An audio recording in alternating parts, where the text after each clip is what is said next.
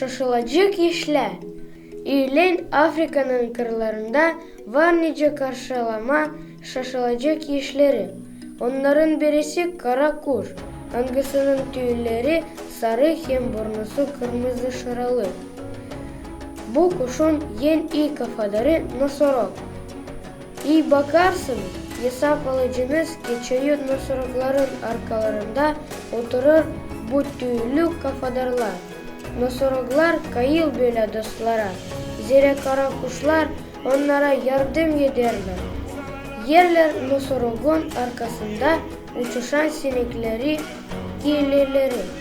Ker onların eskiyen derisini da soyarlar. Bunu yaparak onu yenir. Nosorog bundan da paklanır hem de sağlıklı olur. Bundan kara kuşlar büyük sesle cıvlarlar. Hesap aldığının korkunçlu hayvanı. Bu da pek iyi nosoroga değil. Zira onların gözleri iyi görmür. Kara kuş hem nosorog şaşılacak işlik ederler. Hem yardımlaşırlar her gün. Hep nice nosoroga hem kara kuşa, hep öyle insana da lazım dostlar.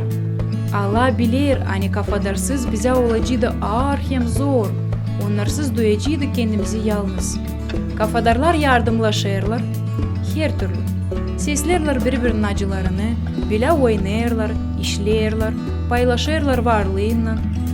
Biblia öğretir bizi davranan insanlara o türlü, ne su isteriz bize davransınlar.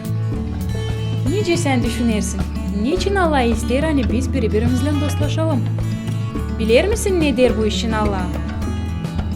Ne su isterseniz insan sizinle götürsün kendini, öyle götürün siz de kendinizi insanlarla. Bu yazılı Evangelia'da Matfe'den.